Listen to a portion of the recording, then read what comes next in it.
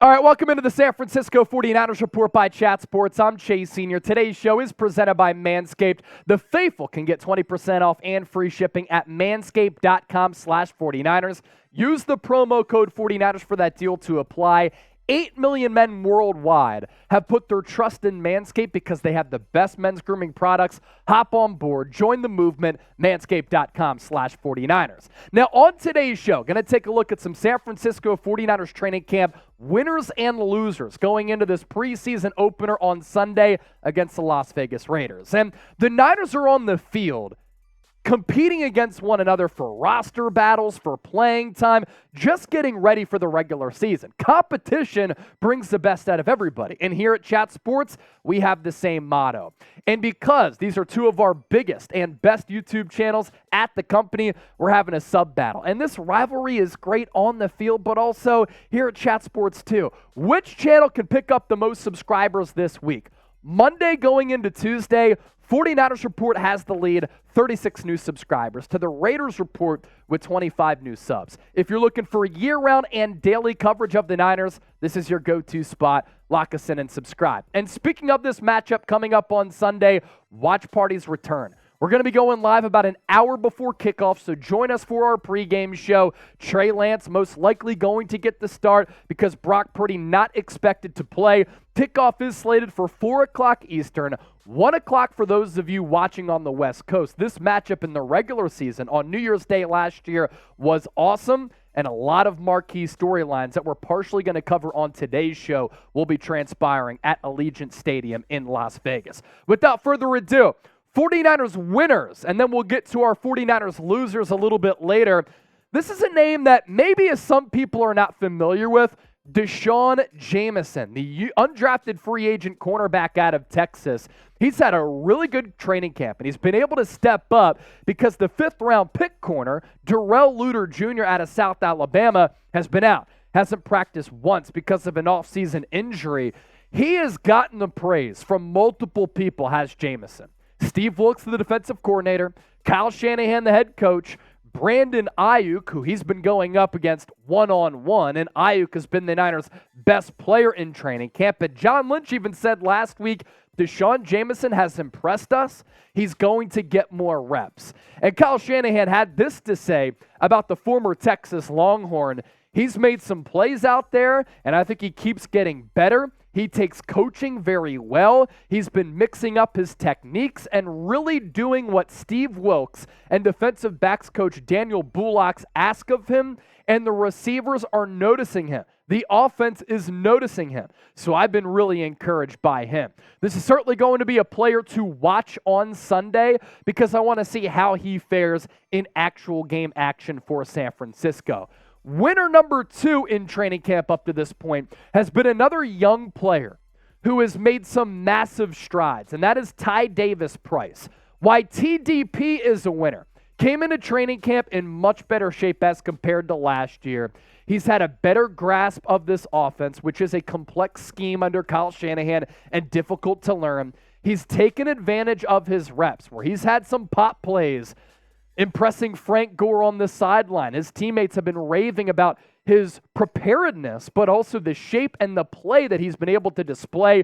He is 230 pounds with speed, power, and I want to add balance to this as well.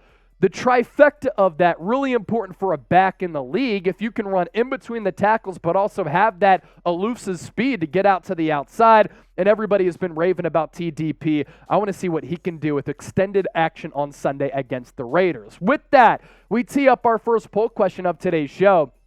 Who has been the biggest surprise of training camp up to this point? Drop me a name down below in the comment section. A player who several months ago, at the infancy of the offseason, I was really excited about Marcelino McCrary-Bal. I had said at the time, once Azeez Al-Shaair left for the Tennessee Titans as he followed Rand Carthon, that Marcelino McCrary-Bal was going to be up next. And that was my prediction as to who is going to start alongside Fred Warner and Dre Greenlaw. McCrary-Bal has played so well in training camp up to this point. He's made people forget that Azeez Al-Shaair is no longer on the team. And Al-Shaair had a couple of really good years for San Francisco, but the play of McCrary-Bal has been a good little storyline that's developed in camp so far in Santa Clara. My prediction earlier this offseason, as I said, MMB would start. I love the defensive background. That's something that I talked about. San Francisco likes linebackers who have had a defensive background. And Marcelino McCrary-Bal at Indiana in college, he played a little bit of safety. You add a little bit of weight to that speed and athleticism, it allows you to be that sideline-to-sideline athletic ranging linebacker. We're seeing that play out right now with McCrary-Bal. Javon Kinlaw is a player who we continue to talk about because nothing has happened that's been negative with Kinlaw up to this point. But his first 3 years of his NFL career have been somewhat negative. Why? Well, he's only played 24 games in 3 years, and I understand that he is the most prototypical nose tackle and run-stuffing defensive tackle on this roster, but 1.5 sacks in 3 years is not anything that San Francisco envisioned. Kinlaw has always been a massive individual, but he finally looks healthy. He's trimmed up. He's just in better shape. Keep in mind, he has been winning a lot of his matchups against the second-string offensive lineman, but he's winning literally every single matchup. And he's a depth piece for San Francisco. So if you get production from him after Eric Armstead and Javon Hargrave, your monster splash in free agency, it just solidifies your depth, which you do need on that defensive line. 49ers training camp winner number 5, Brandon Aiyuk. And I thought about not having him on this list because on our training camp winners and losers segment part 1, he was on there, so too was Kinlaw. But when he's been the best player on the entire team so far, you have to show him some love. Brandon Aiyuk has been unguardable. He's been catching touchdowns from every quarterback, short, medium, and long. He did run into some drop issues on Tuesday, but you call it a bad day for him and chalk it up as that because Brandon Aiyuk has been a baller so far. Honorable mentions for our winners. Alex Barrett. Look out for him to get some more snaps in the regular season potentially if he cracks that 53-man roster. Having a good camp up to this point. Couple of rookies here. Jalen Graham, the linebacker, has been balling. Ji'ayir Brown had his first interception in camp on Tuesday, picking off Sam Darnold. That was Darnold's first interception of camp. D. Winters, another linebacker who the Niners drafted late out of TCU, has been playing well. And then Braden Willis, he has separated himself from Cam Latu. Braden Willis, the former Oklahoma Sooner.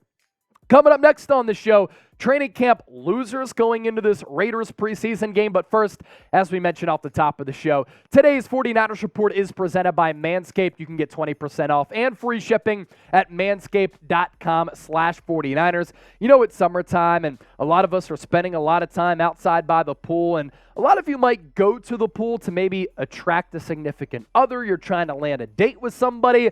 It's not going to work if you hop in that pool and you're just looking like an absolute menace with all that hair. With Manscaped, you can take care of all of that because they're the leader in men's grooming products. I'm talking about chest hair, beard hair, back hair, but also the pubic hairs. Cannonballs this summer. It's about the size of those cannonballs. It's about making a splash as well with our friends at Manscaped. Prep for barbecue season by making sure your grill master has the hottest dogs that the summer has ever seen. When you're at the cookout, let the meat speak for itself with Manscaped's Performance Package 4.0. With the Performance Package 4.0, you get the Lawnmower 4.0, nose hair trimmer, because if you're having a conversation with somebody with all those nostril hairs, it gets really, really distracting. Crop Preserver Ball Deodorant, the boxer briefs, the most comfortable boxer briefs that I have ever worn. And with that Lawnmower 4.0 blader, interchangeable blades, a battery life that lasts forever, and safeguard technology so you don't get cut up down below the belt. One more time, manscaped.com/49ers. Promo code 49ers for that deal to apply. That link is hanging out in the comment section and in the description of this video. 49ers losers now. Elijah Mitchell. Why? He's hurt once again. When he's on the field, Elijah Mitchell is always productive, but Elijah Mitchell is also always hurt. An adductor strain. That's why he's out of the lineup right now. And with him injured, the talk of the town has been Ty Davis-Price as well as Jordan Mason, who have really played some good football. And I said this back a month or two ago. If Mitchell is hurt, he's in danger of either not making this team or losing his spot as RB2 because of some of the other young players who are breathing down his neck. And with Mitchell, just a long history of injuries here. And this was a graphic before the groin injury. So you can put the groin injury in there as well. Had a concussion, shoulder injury, chest injury, hand injury, multiple knee injuries as well. Not good. And it's unfortunate because he's actually a really solid player.